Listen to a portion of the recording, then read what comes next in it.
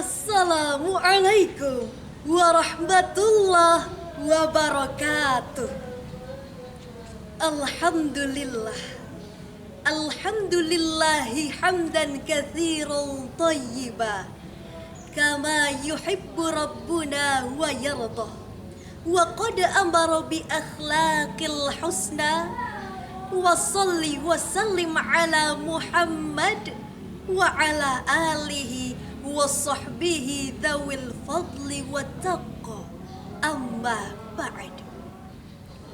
Dewan Hakim yang arif dan bijaksana, saudara-saudari sebangsa dan setanah air yang saya banggakan.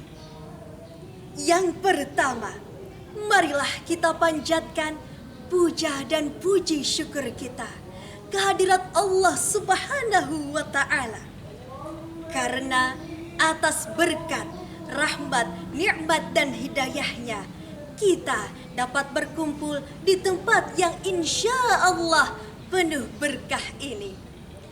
Yang kedua, salawat bertangkaikan salam selalu tercurah kepada baginda Nabi besar Muhammad sallallahu alaihi wasallam, karena atas syafaat beliaulah kita dapat beranjak dari zaman kegelapan menuju zaman terang benderang seperti sekarang ini.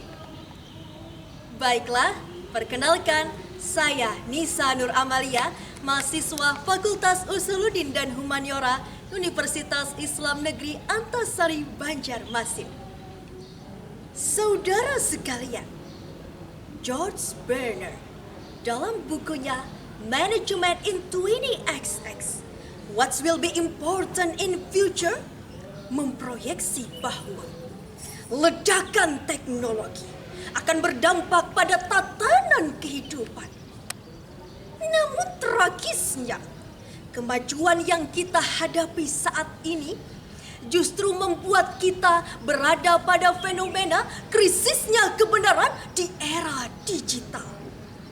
Era di mana viralitas lebih dipuja dan kebohongan dianggap benar hanya karena ia populer. Betul?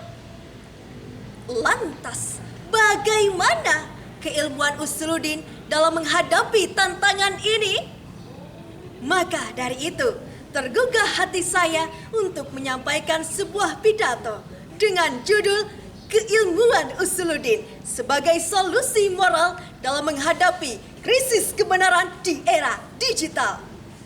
Dengan rujukan firman Allah dalam Al-Quran surah Al-Hujurat ayat 6.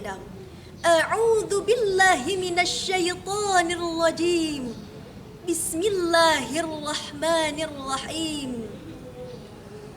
Ya ayyuhalladzina amanu in ja'akum fasiqun binaba'in fatabayyanu.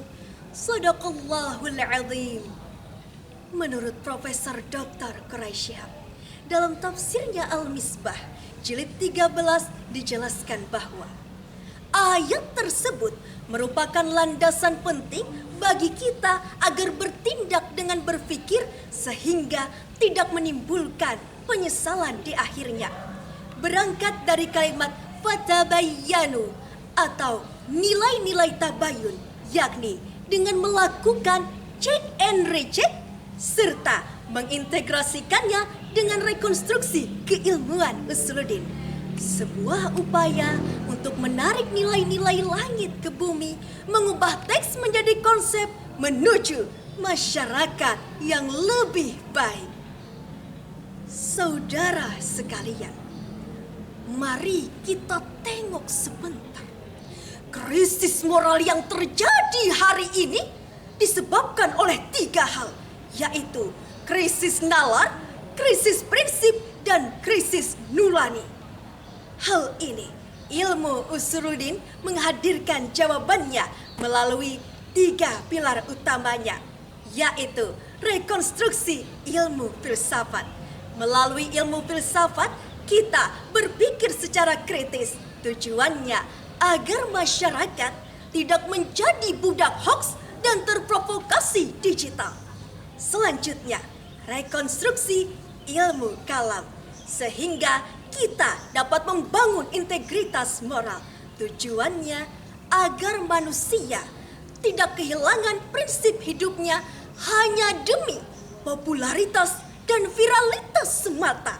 Dan yang terakhir, rekonstruksi ilmu tasawuf, yakni dengan bijak bermedia sosial, yaitu dengan bersikap wara, berhati-hati, dan bertanggung jawab dalam setiap ketikan kita di media sosial. Inilah esensi dari kampus berdampak. Kampus yang tidak hanya mengajarkan kita untuk menghafal teori, tetapi melahirkan problem solving bagi masyarakat, sehingga kita menjadi agent of change, agen perubahan yang tidak hanya cerdas secara intelektual, namun juga spiritualnya. Saudara sekalian, dari uraian tadi dapat saya simpulkan bahwa keilmuan usuluddin bukanlah keilmuan yang tertinggal dari realitas zaman. Ia adalah kompas moral di tengah arus digitalisasi. Maka dari itu, saya mengajak seluruh saudara sekalian untuk berani merekonstruksi keilmuan menjadi sebuah aksi dan berdampak bagi masyarakat. Unggul dalam keilmuan, berperilaku dengan akhlak, dan berdampak bagi kemanusiaan. Semangat aku, semangat kita. Wabillahi taufiq wal hidayah. Assalamualaikum warahmatullahi wabarakatuh.